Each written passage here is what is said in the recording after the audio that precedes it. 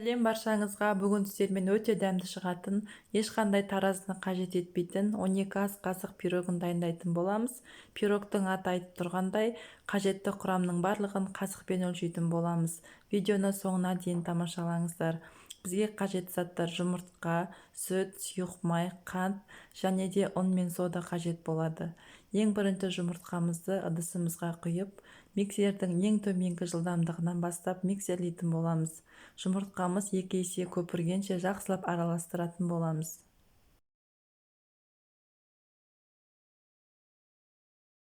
Жұмыртқамыз толығымен араласып болғаннан кейін үстінен қантымызды 2-3 есе бөлікке бөліп салатын боламыз.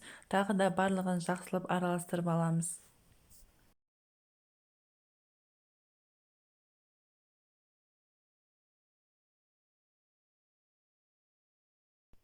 Жұмыртқамыз бен қантымыз жақсылап көтерілгеннен кейін үстінен сұйық майымызды, одан кейін сүтімізді құямыз.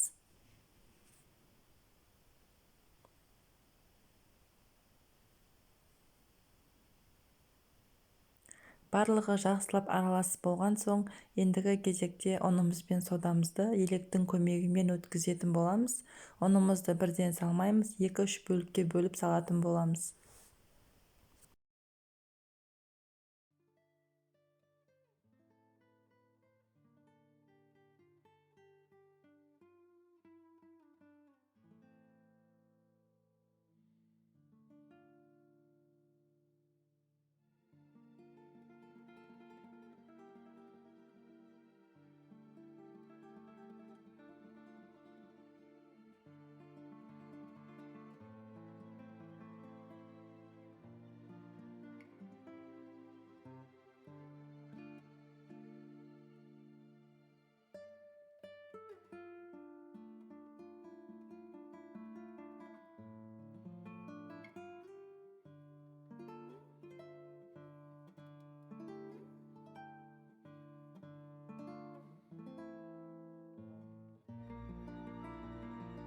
Барлығы жақсылап толығымен араласып болған соң, осындай қою смес шығу керек.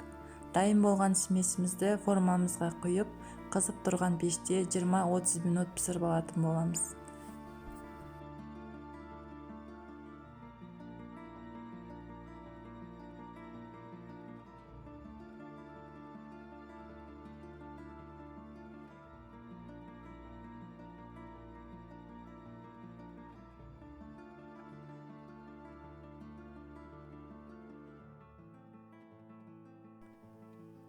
Міне біздің пирогымыз 20 минутта пісіп дайын болды.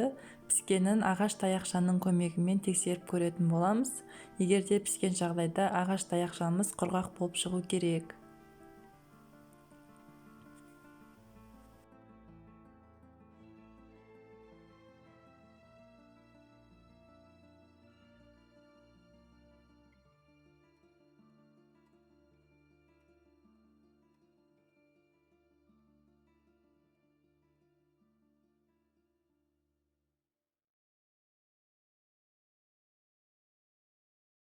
Міне біздің дәмді пирогымыз дайын болды.